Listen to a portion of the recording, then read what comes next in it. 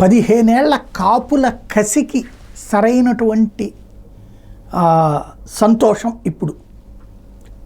Mega కుటుంబం 2009లో చిరంజీవి పవర్లోకి రావాలని ప్రారంభించినప్పుడు అందరూ ఆశగా ఎదురు చూశారు.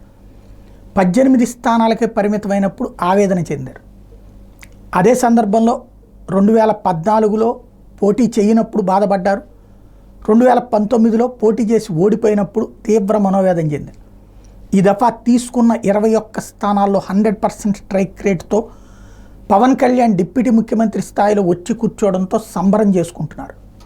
జన సైనికులు ప్రతి ఒక్కళ్ళు ఉత్సాహంతో ఉన్నారు, జోష్తో ఉన్నారు. ఇక దీన్ని సస్టైన్ చేసుకోవడం ముఖ్యం. సస్టైన్ ఎట్లాగా? మొత్తం 175 అసెంబ్లీ నియోజకవర్గాలు ఉన్నాయి, 20 మంది ఉన్నారు. తలకో 10 నియోజకవర్గాలు 9 నియోజకవర్గాలు చేతికిచ్చి ఒక్కొక్క ఎమ్మెల్యే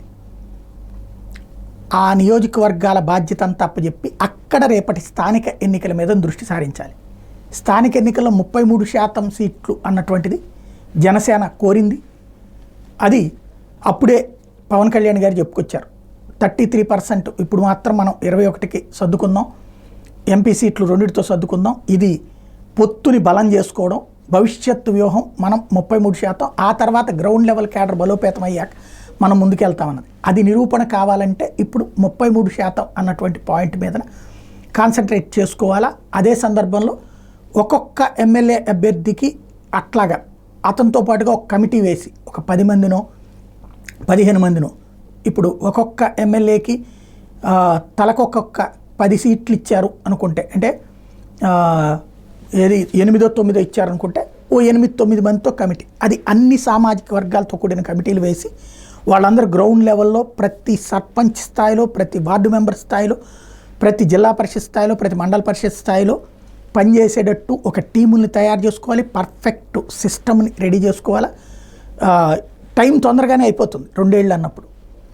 స్థానిక ఎన్నికల్లో కనుక జనసేన బలోపేతం అయితే మరింత ఊపు వస్తుంది. అప్పుడు అనేక మంది పార్టీని నమ్ముకున్నటువంటి వాళ్ళకి వస్తాయి. అట్లాగే ఇవి ఉంటాయి కదా, ఎట్లాగూ నామినేటెడ్ పోస్టుల్లో కూడా ఆ షేర్ అంటున్నారు కాబట్టి అది ఎలా ఉంటుందన్నది చూడాలి. ఓవరాల్గా ఇక భవిష్యత్తు తమదేనన్నటువంటి ధైర్యం ప్రతి జన సైనికుల్లో పవన్ కళ్యాణ్ని చూసేటటువంటి వాళ్ళలో వచ్చింది. పవన్ కళ్యాణ్ పరిపాలన తీరు చూసిన తర్వాత మరింత ఉత్సాహం వచ్చింది.